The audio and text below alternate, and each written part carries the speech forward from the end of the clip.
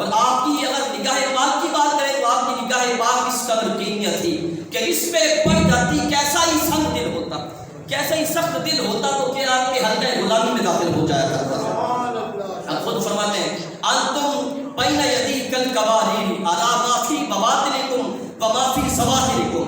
آپ فرماتے ہیں کہ تم میرے سامنے شیشیوں کی طرح ہو، مجھے تمہارا ظاہر بھی نظر آتا ہے، تمہارا باطن بھی نظر آتا ہے۔ نعرہ تکبیر، نعرہ رسالت، نعرہ رسالت، نعرہ حیدری، نعرہ غوثیہ، سرکار کی آمد، انٹھا کی آمد۔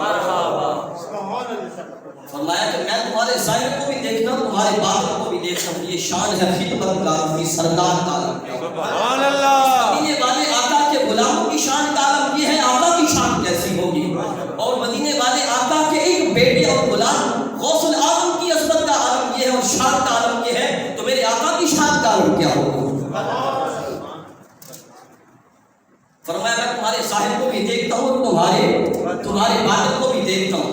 یہی نگاہ جب اس چور پہ پڑی، اس سے پوچھا تو اس نے اپنی بد کرداری چھپاتے ہوئے کہا کہ میں بدخو ہوں، لیکن نگاہ غوث اعظم سے کیسے چھپ سکتا تھا؟ جو غوث پیا فرمانے تمہارے ظاہر بھی میرے سامنے ہے، تمہارے باطن بھی سامنے ہے، ان سے کیسے چھپ سکتا تھا؟ آپ نے کشف کے ذریعے اس کی بد کرداری معلوم کر لی، اسے بھی یہ کھٹکا، اس کے ذہن میں یہ خیال آیا، اس نے سوچا شاید یہ غوث اعظم ہے۔ اس نے خیال کیا تھا، غوث اعظم نے اس کے خیال کو بھی پڑھ لیا، آپ نے اس کے خیال کو بھی جان لیا۔ فرمایا ہاں میں عبد القادر جیلانی ہوں۔ یہ سنا تھا کہ چور قدموں پہ گر پڑا اور اس کی زبان پہ تھا یا سیدی عبد القادر جیلانی شیئا للہ، اے میرے سردار عبد القادر اللہ کے لیے کچھ عطا کیجیے۔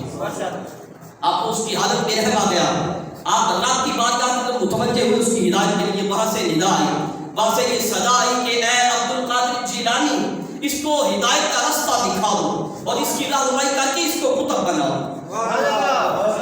میرا خیال ہے کہ آپ کو بات سمجھ میں نہیں آئی۔ اس کو ہدایت کا راستہ دکھا دو اور اس کی رہنمائی کر کے اس کو کتب بنا دو۔ آپ